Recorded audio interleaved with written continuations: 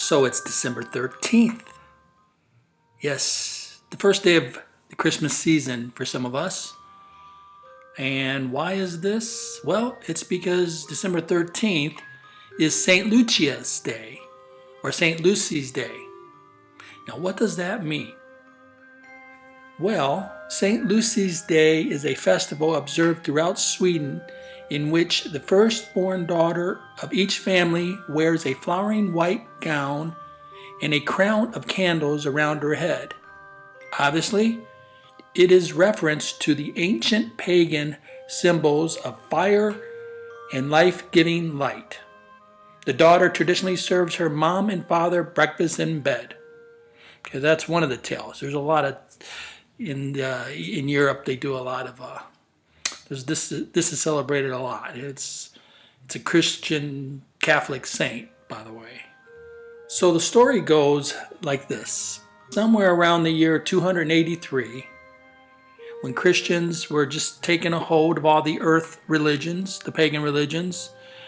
Back then it was still a lunar calendar, but around the 200 years after the supposedly death of Christ, they started saying, no, we're going to do a calendar dating from this date. So, there was this big fraction in all the towns, all the villages. And in this particular village here, they were right at the cusp of figuring things out. And so Lucy, she was supposedly this woman, this girl, who her mom was dying. And so her mom wanted her to have a good life. So she pledged her to be married to a pagan, a God-forsaken pagan. Yes.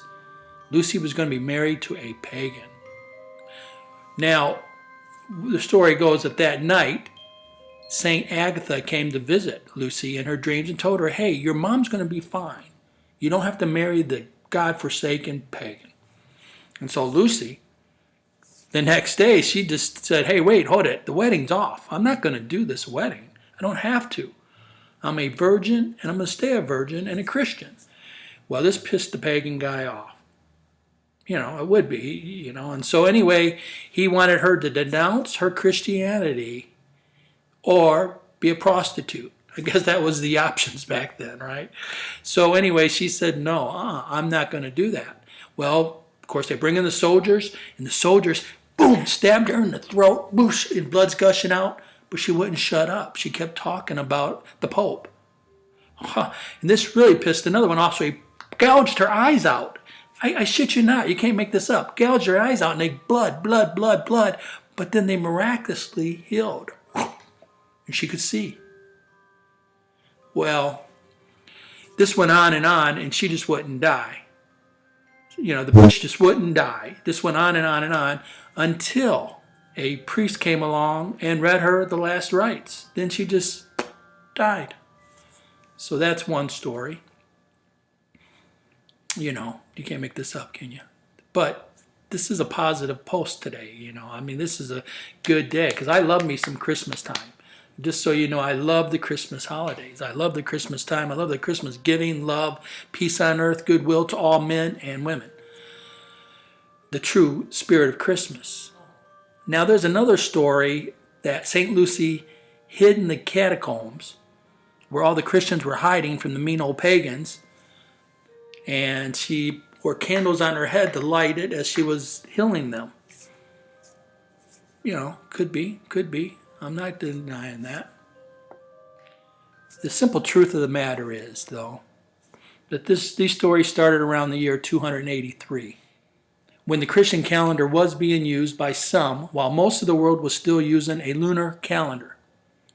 December 13th, at this time, on the Christian calendar, if you will, the Roman calendar, the Caesar calendar, December 13th was on the winter solstice, and so it was the shortest day of the year, and everyone outside probably had candles on their heads to get around because it was dark, right? So there was a lot of people running around with candles back then. It was the shortest day of the year, the longest night, and they were celebrating. But that celebration didn't start then. That was a pagan celebration, the harvest, it was the winter solstice. They were celebrating. And in this village here where this all starts, there was this woman named Lucy. And actually it was in Syracuse. And if you go in, there's an inscription in Syracuse that mentions St. Lucy's Day as a local feast that dates back to the 4th century, that states that Ischia lived a good and pure life for about 25 years and died on my St. Lucy's feast day. She, for whom I cannot find appropriate words of praise. She was a Christian, faithful, perfection itself, full of thankfulness and gratitude. So apparently what happened is there was this woman, her name was Euschia. Euschia died at 25. She lived a good, pure Christian life, which apparently was pretty rare back then. Anyway, she's probably a virgin. That's what she claims, that was always like the purity thing. Anyway, so she died 25, but here's the deal. They were already celebrating the day. This was the feast, but she died on that feast. But she was a good Christian woman. So the celebration was going on before Lucy came along. But in a time when living to be 30 was considered a long time, she lived a good life for 25 years. In other words, she was a good woman and should be remembered as such. So for those of you who put candles on your head in honor of her and pray to whomever you want, the truth is winter is here. Live, love, prosper. And to all, a good night.